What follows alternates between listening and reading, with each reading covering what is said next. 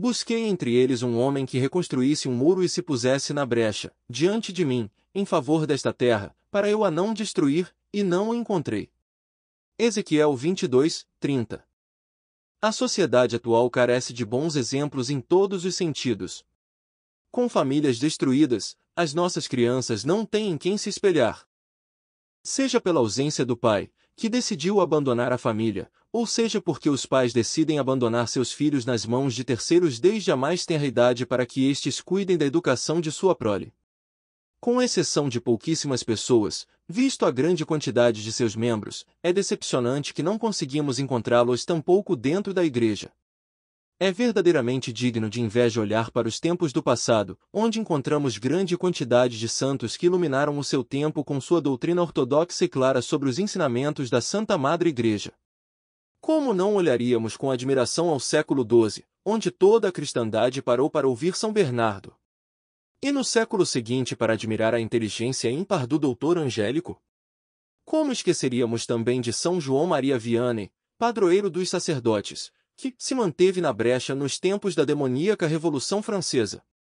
Não podemos deixar de lado também aquela que pouco depois do Santo Cura de Ars foi, na opinião de São Pio X, a maior santa dos tempos modernos, Santa Teresa de Jesus e da Sagrada Face, que Bento XV desejava, em sua locução na ocasião da leitura do decreto sobre a heroicidade de suas virtudes, que seu segredo da santidade não fosse somente aos franceses, mas para todos os fiéis espalhados no mundo católico. Não devemos pensar, por conta desses exemplos de séculos passados, que isto seja uma coisa nova. Podíamos enxergá-lo já nos tempos apostólicos. Como não olharíamos com admiração para aquela multidão dos que criam, que tinham um só coração e uma só alma? Confira Atos dos Apóstolos 4, 32. Como não lembrar também de nosso primeiro chefe visível após a ascensão do Senhor aos céus? Aquele a quem olhavam, pensando ter poderes, mas que declarava que tudo o que fazia era em nome do Senhor Jesus. Confira Atos dos Apóstolos 3, 16. A Igreja, em nossos dias, deixou de ter grandes exemplos como aqueles, deixou de transmitir o seu ensinamento como fazia o príncipe dos apóstolos e alguns de seus sucessores, e aqueles poucos que o fazem hoje são ou perseguidos ou completamente deixados de lado, justamente pelo compromisso que fizeram com o desafio provocado por Cristo à santidade. Para usar as palavras do Sr. Lewis Schapp em seu artigo Um Papa na Disney, a Igreja em Fraldas, na revista online Catholic World Report. O aposentado professor de teologia escreveu sobre a entrevista que o Papa Francisco concedeu ao serviço de streaming Disney Plus chamado O Papa, Respostas, onde 10 jovens adultos perguntam provocativamente ao pontífice sobre sexo, aborto e gênero, com respostas que são chocantes pela sua superficialidade. Não podemos dizer de outra maneira, simulando um respeito pelo ministério petrino, mas devemos fazê-lo como fez São Paulo, justamente por um verdadeiro respeito ao seu ministério, como este relata em sua carta aos Gálatas, 2, 11.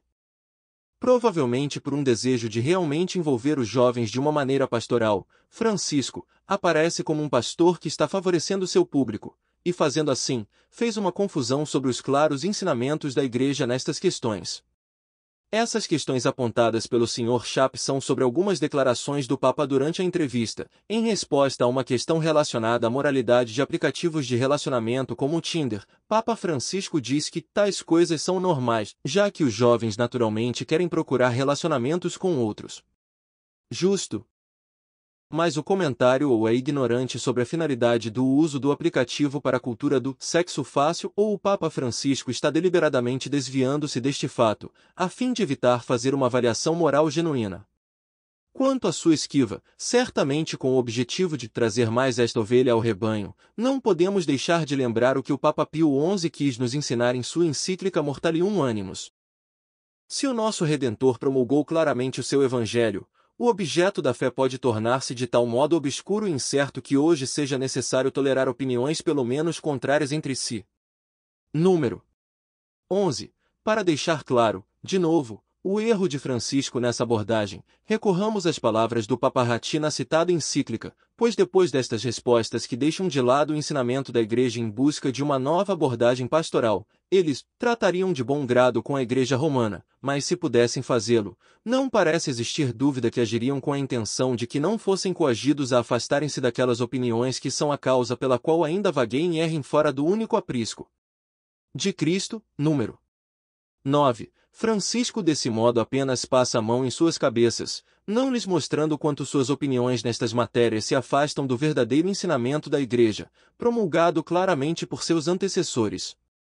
Sua abordagem deveria ser semelhante à do citado Papa Pio XI em Mortalium Animus, deveria chamá-los a se aproximarem da sé apostólica não com o objetivo e a esperança de que a Igreja do Deus vivo, coluna e fundamento da verdade, 1 Timóteo 3,15, renuncie à integridade da fé e tolere os próprios erros deles, mas, pelo contrário, para que se entreguem a seu magistério e regime, número 18.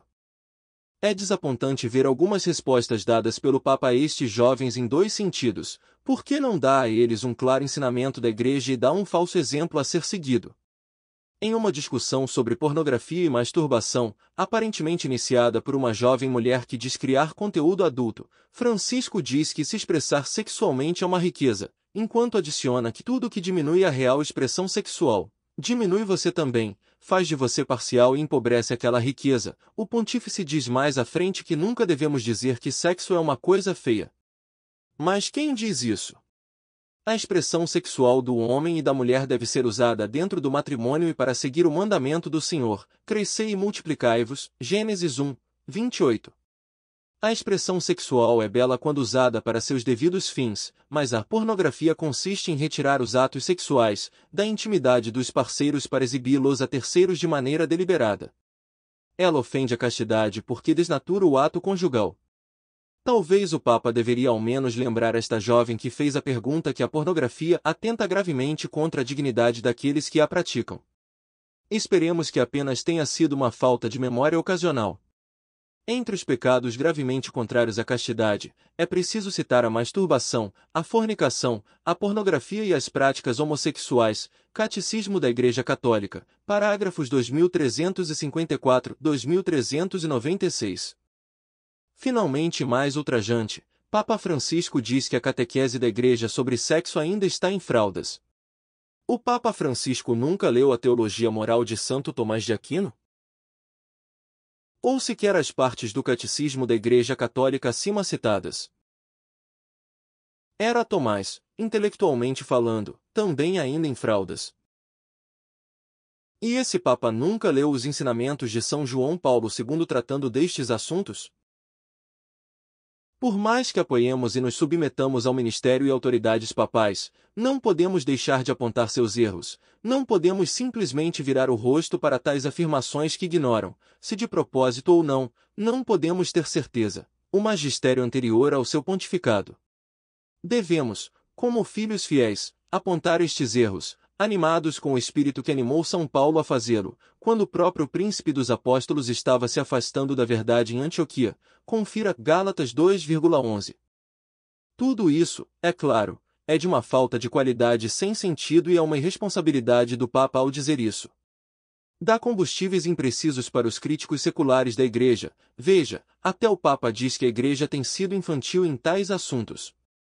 Não podemos negar que, como chefe visível da Igreja de Cristo, ele não está se mantendo sobre a brecha. Confira Ezequiel 22,30.